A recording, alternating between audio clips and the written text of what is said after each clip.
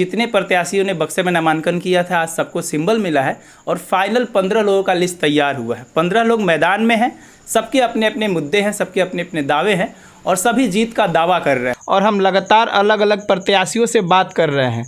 आज की कड़ी में हम बात करेंगे रूबी निसार से, जो चेयरमैन की प्रत्याशी हैं और उनका दावा है कि इस चुनाव में हम जीत रहे हैं। आइए सुनते हैं रूबी निसार ने क्या कहा।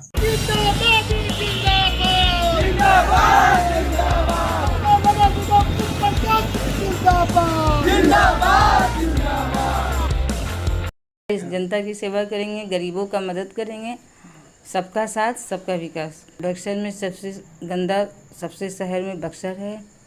इसके जीतने के बाद इसका सफाई पे ध्यान देंगे और जो हो सकता है हम करेंगे। नामांकन आपने किया, चुनाव चिन्ह भी मिल गया, तो लोग तो घर पे आते होंगे, मिलते जुलते होंगे, आप भी जाती होंगी। कैसा माहौल लग रहा है? माहौल तो भी अच्छा लग रहा है कि इस बार जीतेंगे। और इनके प्रतिनिधि हमसे बात करेंगे जो इनके पति भी हैं। ये पहले से वार्ड पार्षद रहे हैं और सामाजिक मुद्दों पर बेबाक राय रखते हैं, हर जनता के मुद्दे पर प्रोटेस्ट करते हैं। आज सिंबल मिल चुका है और पूरा जो देखा जाए तो सबकी अपने अपने दावे हैं, सब लोग मैदान में कूद चुके हैं। क्या लग रहा है, क्या होने वाला है? जी नमस्कार। पहले जनमित्रा को हम बधाई देना चाहते हैं। इस चुनाव में 16 प्रत्याशी ने मुख्य पार्षद के लिए नामांकन किया है और आज सिंबल अलॉट भी हो गया है।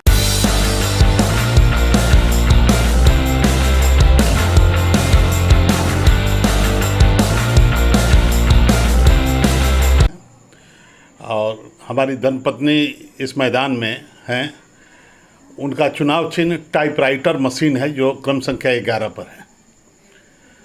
और आज ही हम लोगों ने घोषणा पत्र जारी कर दिया। जैसे ही सिंबल मिला उसके आधे घंटे के बाद हमने घोषणा पत्र जारी है। 20 पॉइंट पर घोषणा पत्र हमने जारी किया है। सबसे पहले जो घटनाएं शहर के अंदर में वारदातें होती है और डिडक्ट करने में प्रशासन को भी कुछ डिडक्ट होते हैं, कुछ नहीं डिडक्ट होते हैं। तो हम लोगों ने इसको किया कि सीसीटीवी कैमरा पूरे नगर परिषद क्षेत्र में पहले लगाएंगे।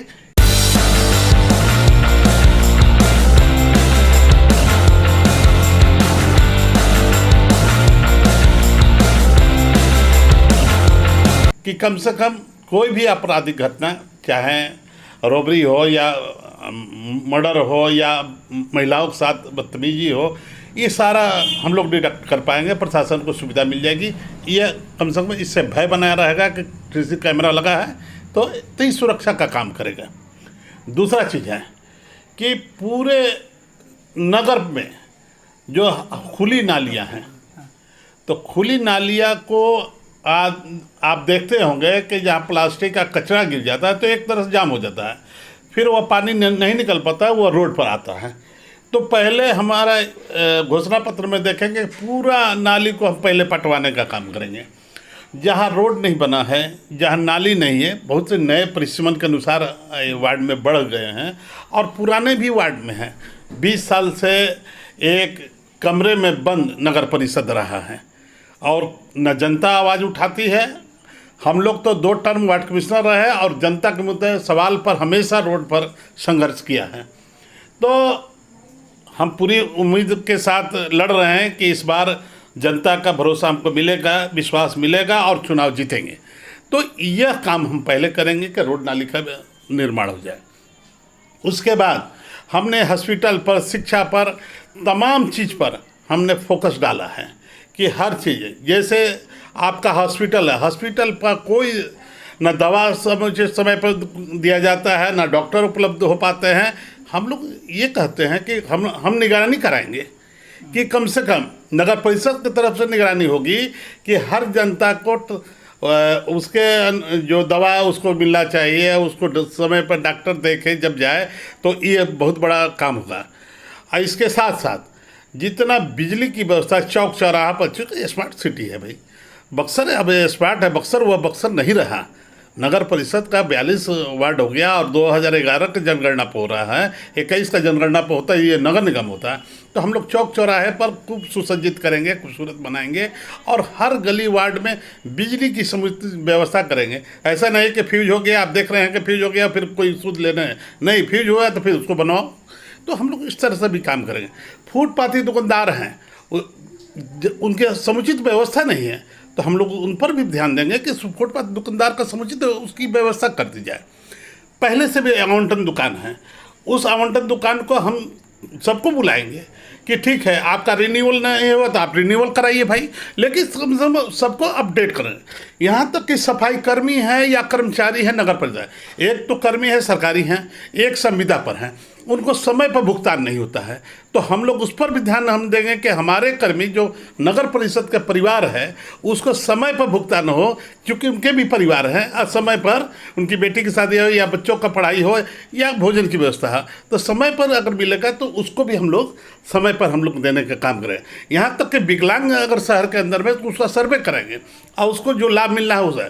यहाँ तक कि इसके बाद भी हम लोग ने घोषणा में दिया है कि वृद्ध और विधवा के लिए भी हम लोग उसको भी सर्वे कराएंगे और देखेंगे कि उनको लाभ मिलता है कि नहीं। तो ये और हमारा नारा है कि गरीब और आम जनता की सरकार है और सरकार आपके द्वार, या ना कि जनता सरकार के द्वार। तो हमारा ये नारा भी है, उसमें आप पढ़ेंगे स्वच्छ बक्सर स्वस्थ बक्सर, इस तरह कई बताए। हाँ, सबसे बड़ा चीज़ है कि गंगा जो माँ है वहाँ पूजा अर्चना करने के लिए लाखों श्रद्धालु आते हैं, जिसमें हमारी बहन महिलाएं भी आती है। उनको कपड़ा बदलने के लिए कोई ऐसा कोई रूम नहीं है और न शौचालय की व्यवस्था है, उसको भी हम लोग करेंगे। बक्सर में जितने भी सीवरेज ट्रीटमेंट प्लांट करके जो गंदगी हमारे घर का मल मूत्र पूरे शहर का माँ गंगा के गोद में जाता है, उसको भी हम लोग ने रोकने का काम करेंगे कि सीवरेज ट्रीटमेंट के प्लांट के तहत रिफाइन करके वो पानी जाए। तमाम मुद्दाएं जो शिक्षा से बच्चों का जो शिक्षा में सरकारी योजना है या पढ़ाई पर भी ध्यान देना है, खाली योजना ही नहीं, पढ़ाई पर भी ध्यान देना है कि टीचर समय पर आता है, पढ़ाता है कि नहीं, खाली खिचड़िया और बंदर बाट में ही लगा है, उस पर भी हमारा ध्यान होगा।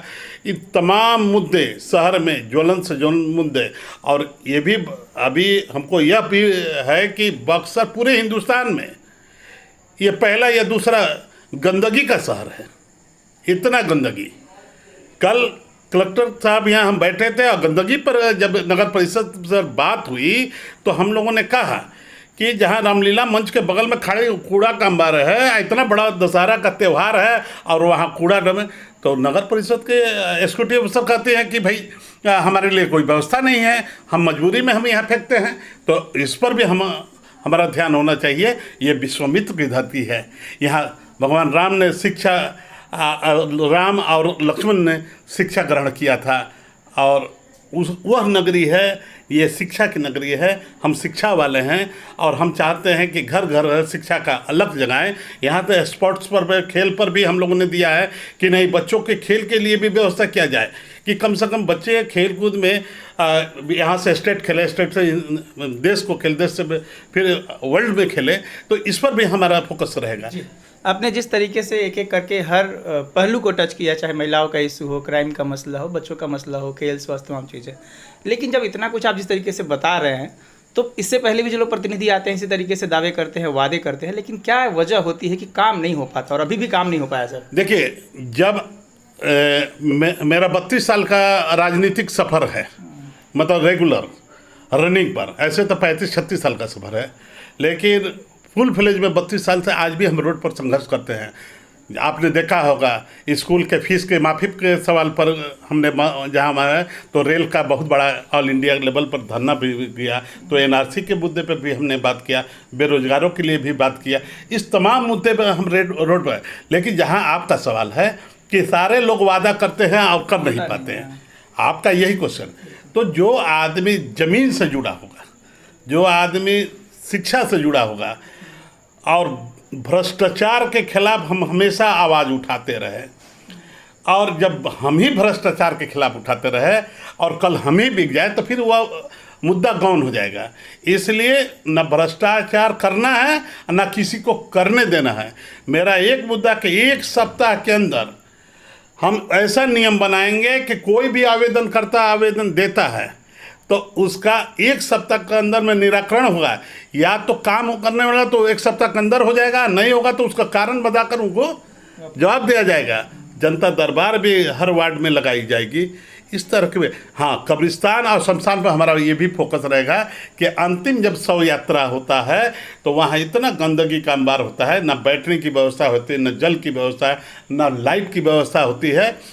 चलता है, सब बंदर बाट होता है, लेकिन यहाँ कैमरे भी लगेंगे और वो भी होगा। अब बंदर बाट नहीं होगा। आज जो लकड़ी वाले ठेला वाले देखते हैं मनमानी तरीके से वहाँ लूट पाट मचाए हुए हैं, उनको भी बंद किया जाएगा और कब्रिस्तान का भी व्यवस्था किया जाएगा और सुसज्जित किया जाएगा। सवाल एक और उठता है कि आप पहले ही प्रतिनिधि रह चुके हैं, आई थिंक कि 2 बार आप रह चुके हैं, शायद 2 बार रहे हैं, तो आप ऐसा कुछ काम किए जो जनता को बता सके ताकि जनता आप पे भरोसा करे? ये हम 2 बार रहे और अपोजिशन में रहे, और अपोजिशन में हम आवाज़ उठाते रहे, और यहाँ तक कि योजना भी काट दी जाती थी कि नहीं दिया जाता है कि हमारे अपोजिशन में भ्रष्टाचार के खिलाफ लड़ते हैं इसके साथ। तो मैं स्पेशल फंड पटना जाकर बैठकर पैरवी करके और लाता था, और आज भी मेरे ही हाथ का ये अवार्ड है जो बनाया हो। आज भी वो रोड नहीं टूटा है, फूटा है, तो और नालियाँ बनी हुई हैं, आज तक नहीं। हमेशा जनता के सवाल पर बड़ा बड़ा आंदोलन भी नगर परिषद में हुआ, यहाँ तक कि हम लोगों ने रिजाइन भी किया, हमेशा लड़े। और ये भी बुनियादी समस्या है, आज तक 32 साल के जीवन में 1 रुपये का कोई चार्ज पूरे बक्सर वार्ड ही नहीं, पूरे नगर क्षेत्र में एक आदमी कहने वाला नहीं मिला कि निसार अहमद किसी 1 रुपये का दलाली किया हो या 1 रुपया किसी काम कराने में लिया हो। तो हमने गर्व से कहते हैं कि हम जनता के लिए जीते हैं और जनता के लिए मरते हैं, न किसी से डरने वाले नहीं हैं। अब नामांकन लिस्ट फाइनल आ चुका है, आज सिंबल भी आ चुका है, आप लोग मैदान में जा रहे हैं, वोट मांग रहे हैं, क्या लग रहा है, लड़ाई कैसी है आपकी और किससे लड़ाई है आपकी? देखिए, हमारी लड़ाई किसी से है नहीं। लोग लड़ाई मानते रहे कि इनसे है उनसे हैं।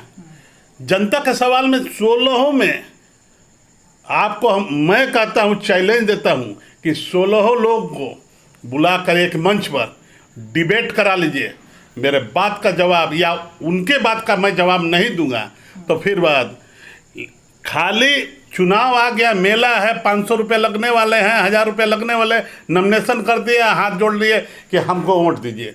खूबसूरती से वोट नहीं होता है, काम करने। और जनता अब पहले वाली बात नहीं है, ठेकेदार होते थे। जनता जग चुकी है और सरकार ने भी बना लिया है कि अब खरीद फरोख्त नहीं होगा। जनता खुद अपना प्रतिनिधि पढ़ा लिखा शिक्षित और संघर्षशील को ही देगा, क्योंकि उसको काम चाहिए। नरकीय ज़िंदगी 2002 से बक्सर में है, उसको बदलना है। और बक्सर ही नहीं, बिहार के पैमाने पे 1 नंबर नगर परिषद बक्सर कहलाएगा। इसका मैं चैलेंज करता हूँ। एक आखिरी सवाल करेंगे, आपने कहा कि जिस तरीके से हम एजेंडा लोगों के सामने रख रहे हैं, काम करने का इरादा है और वादा भी है, तो आप करेंगे। लेकिन एक चीज़ हम लोग और देखते हैं कि बिहार खास करके यूपी में कई तरह के पॉलिटिकल कार्ड खेले जाते हैं, जाति का कार्ड खेला जाता है, कौम का कार्ड खेला जाता है, लालच दिए जाते हैं और कई चीज़ डिस्ट्रीब्यूट किया जाता है। आप जितनी साफगोई से बातें रख रहे हैं, ईमानदारी से बात रख रहे हैं, क्या लग रहा है जनता पे इसका असर पड़ेगा? इस पर कोई असर नहीं है। अगर पैसे वाले भी इसमें खेल होगी, आज भी बता देते हैं, बोड़े के बोड़े रुपए निकाले जाएंगे। अब मैं तो सला खाली पे हमको लगता है कि 4 आदमी को लेकर चलने में भी हमको सोचना पड़ता है कि कम से कम खर्चा कहाँ से देंगे, क्योंकि मैंने तो दलाली किया नहीं और ना घर बेचकर ही चुनाव लड़ना है। लेकिन जनता का प्यार जो मिल रहा है, तो पैसा भी जाएगा लेकिन वोट इधर आएगा, इसकी गारंटी देता हूँ। और चुनाव रिजल्ट 12 को जब आएगा तो आप देखेंगे कि रूबी निसार का झंडा बुलंद होगा और नगर परिषद पर गरीब गुरबों की सरकार होगी, आम जनता की सरकार होगी, और सरकार आपके द्वार के नाम पर ये वोटिंग होगा।